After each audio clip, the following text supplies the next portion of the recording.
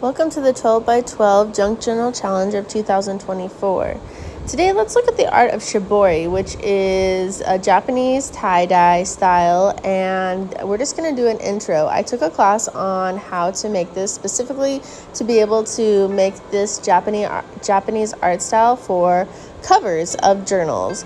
So here I have one of my journals, which was a gift, of course, from Dawn at Scrapbook Sage, and if this tie-dye that we did, the Shibori, was perfect and it's super cute, and it actually has 5 different Shibori styles on it because this is my tester piece to see which style looks best for my larger piece that I did to cut up for 2 or 3 journals.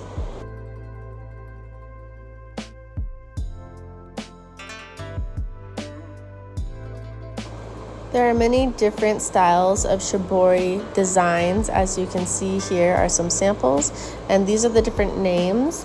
Each one is a different technique.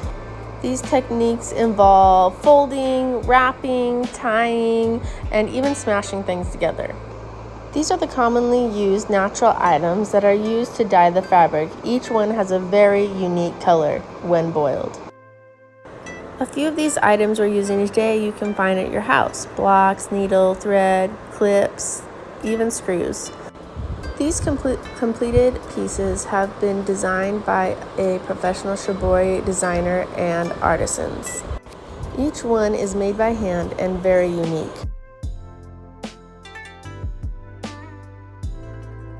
The first technique we're going to try is the Nui Shibori.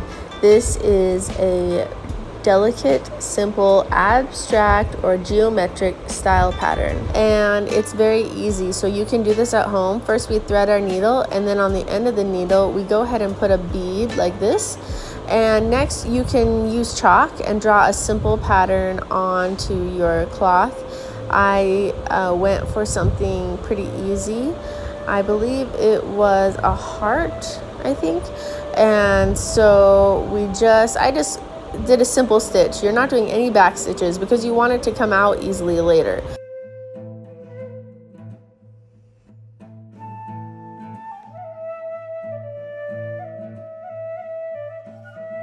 Once you have your shape finished, we're going to pull the thread a bit tight, not too tight, but a little bit tight, enough that it's not going to come out.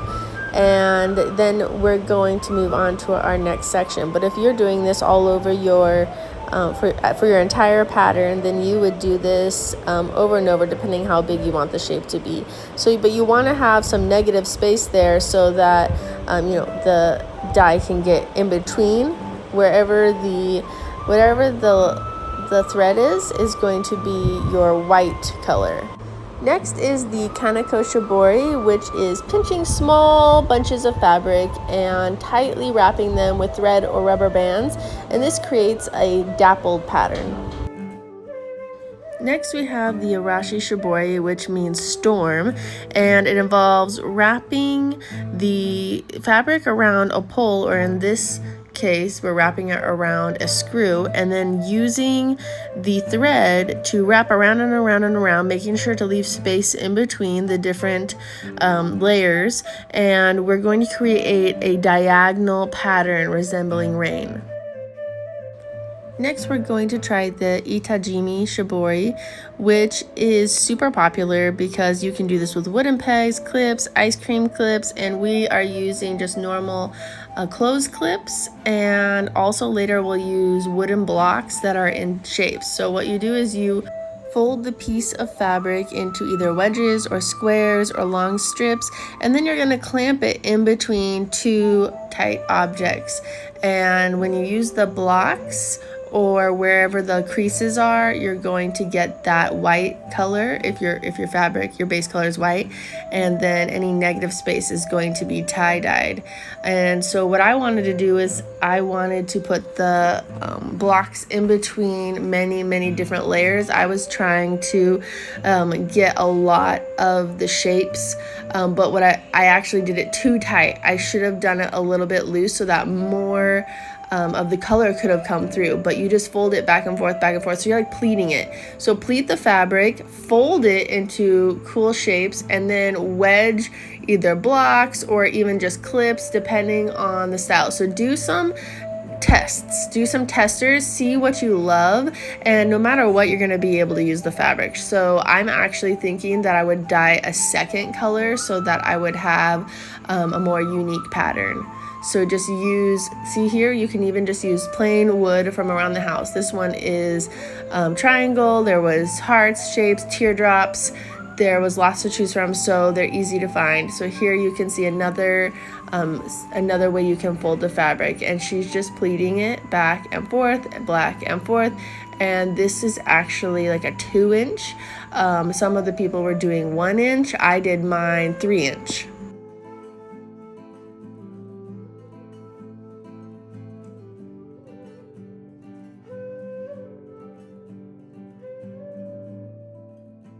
Here's a close-up example of the Arashi Shibori using a screw. So you should be able to find one of these around your house, or you can use a dowel or even a popsicle stick if you wanted to do that shape.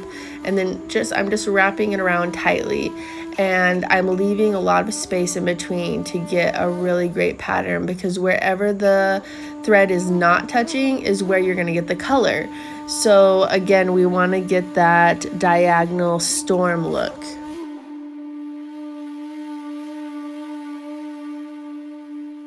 This is a close-up of the Japanese Shibori, which is the folding, and you can see it's a tester piece, so I just did a tiny little pleat, and then I folded it twice and put my tiny clip, and then I redid this in a 3-inch on my large piece.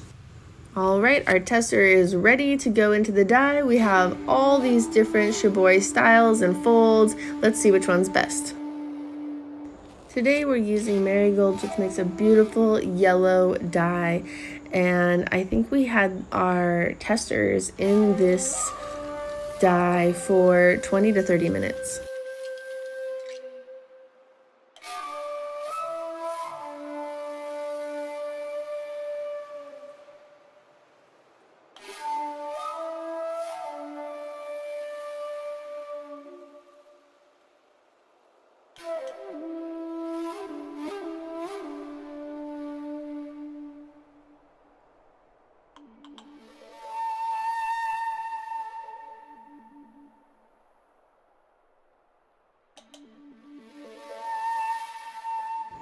Time to see what happened with our testers. We're gonna unfold this and we're gonna see the surprise.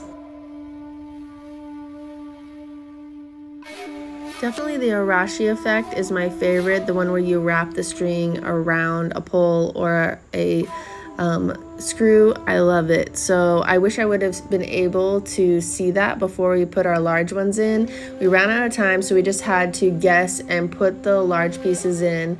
I think next time when I do it at home, I'm going to use a dowel rod and do that effect.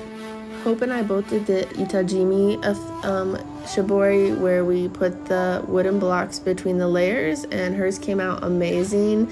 I didn't have enough space for mine to get the full coloring, but her cute little hearts on the end are so beautiful for this scarf that she made. And then on the very tips, she had the Arashi, which is with the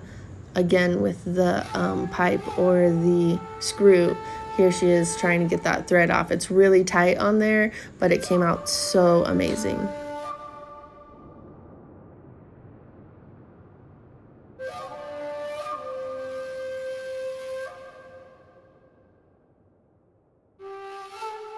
I believe we used acacia wood bark to get this beautiful pink color, but you could get some red cabbage and have a beautiful sky blue, some onion peels to get a cool green gold color. There's lots of things. Just Google whatever it is you have in your kitchen and make some natural dye, or you can always go and grab some natural dye from your craft store.